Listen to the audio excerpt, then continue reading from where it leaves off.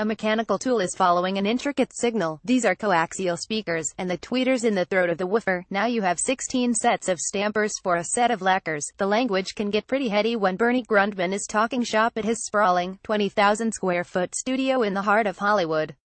One of the music industry's most respected mastering engineers, Grundman specializes in an arcane yet crucial part of the recording process, the last step, essentially, before a piece of music is readied for mass consumption on CD or vinyl or, as is most often the case these days, as a stream of digital information beamed down from the cloud via Spotify or Apple Music. Mastering involves striking the final balance of the various elements in a mix, getting the dynamics just right, controlling the amount of silence between tracks, each of which can significantly affect an intricate production like some of those Grundman has mastered, including Michael Jackson's Thriller and Steely Dan's Asia. Yet for all his facility with the nuts and bolts of audio technology, Grundman, 73, insists that what he really deals in, the reason A-list producers and pop stars have been coming to him for decades, is feeling. Our object here is to make sure that these recordings connect emotionally with the listener, he said on a recent morning at his studio, where he's scheduled to present a seminar Monday as part of the month-long Red Bull Music Academy series that has also featured performances by St. Vincent and Ryoji Ikeda. We want them to feel all the depth and the value of the music, that expression of the human experience. Grundman's studio, which he opened 20 years ago following earlier stints in other buildings around town, reflects that intimate aspiration. A former Social Security office just a few blocks from such storied Sunset Boulevard recording studios as United and East West, the high-ceilinged place houses 6 separate mastering suites for staff engineers including Mike Bozzi, who mastered Kendrick Lamar's 3 studio albums, and Patricia Sullivan, who regularly works with film composers such as Danny Elfman and Hans Zimmer. Each is decorated slightly differently, with specific lighting schemes and wood finishes.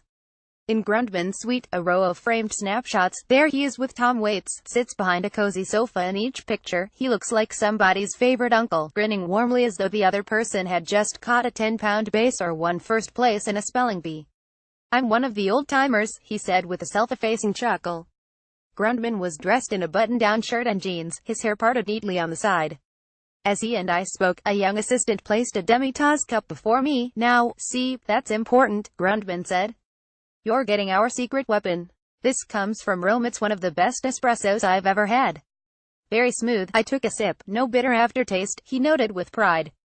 "You don't need anything in it." The creature comforts may be a natural extension of Grundman's friendly nature, but they also make good business sense at a moment when his uncommon technical skill, his ability to make a recording sound alive, isn't quite as valued as it once was.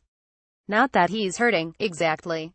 Last year, Grundman mastered the latest album by rapper Childish Gambino, the stage name of actor, writer and director Donald Glover of Atlanta, which spun off the top 40 radio hit Redbone. But in an era when many music fans are abandoning physical formats for lower quality digital streaming and listening through crummy earbuds, Grundman's pricey mastering work strikes some acts and labels as an unnecessary expense. "Budgets are low," he said, one result of a dramatic drop in record sales that began around 2000 with the advent of peer-to-peer software like Napster. And because a lot of records only come out on iTunes or Spotify, these inferior formats, you're not going to hear the difference between what Grundman does and what a computer plug-in can do. "Say what I do for somebody is 30% better," he continued. "Well, when you put it through the coding device that does the digital compression for streaming, that 30% is now only 10 or 15. In its effort to reduce the size of a digital file, the compression makes all the instruments sound like each other," he said. They start to lose their individual integrity, which is precisely the thing Grundman says he's seeking to preserve, but some people don't mind that, because it doesn't distract them from the other things they're doing. Now we can work on our computer or look at our phone and not be distracted by the music. His face flashed a rueful expression. "It's kind of sad." Grundman is making up for some of that lost business with a boom in work he once thought was destined to dry up, remastering classic albums for reissue on vinyl.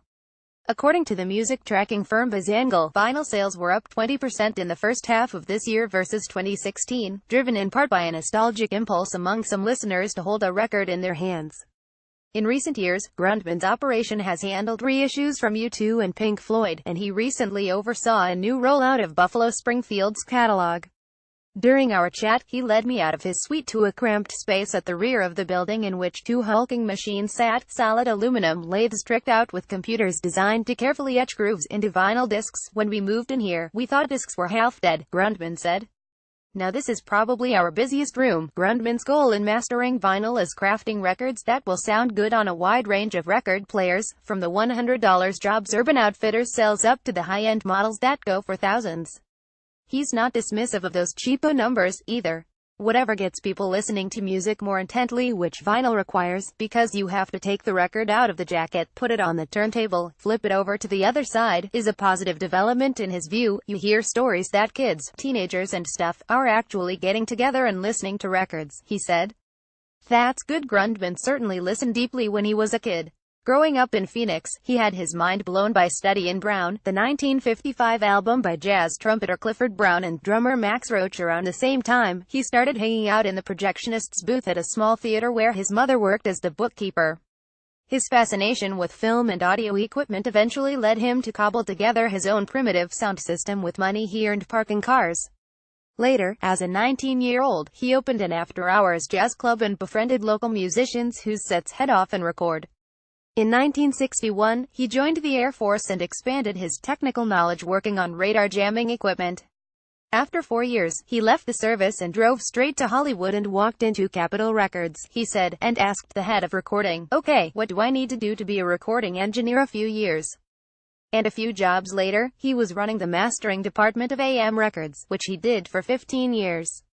Then, in 1984, he opened Bernie Grundman Mastering, working first out of the Ocean Way building on Sunset before moving to the firm's current spot. In addition to Thriller and Asia, Grundman is well known for his work on Prince's Purple Rain and Dr. Dre's The Chronic. When I asked him what he thought attracted hip-hop and R&B heavyweights to him, he said it was probably his sensitivity to rhythm, which he said matters more in that music and in his beloved jazz than it does in, say, rock and roll. Yet he was quick to add that one key to excellence in mastering is keeping yourself open to all genres, an ethos in sync with the playlist-ruled streaming culture that's threatening his livelihood. You can't be prejudiced against a certain style, he said, just before he ducked into a session with Adam Sandler's producer, Brooks Arthur, who had arrived at Grundman's studio to prepare vinyl reissues of Sandler's comedy records. "We all have the same emotions, it's just different points of view," he said. So when you're sitting in front of the speakers, with whatever comes in, you have to use yourself emotionally to know if you're getting anywhere with this stuff. If I turned this knob, am I making this a more fulfilling experience than it was before? Caption Michael.Wood at lawtimes.com. Twitter at Mikhail Wood. Host. Vincent's new album is brilliant. But what about her concert to unveil it? What Michael Jackson's Thriller has to do with the vivid new album from Beck? All That Hate for Arcade Fire's new album. Win Butler finds it tremendously exciting. Adam Sandler, Donald Glover, Danny Elfman, Capitol Records.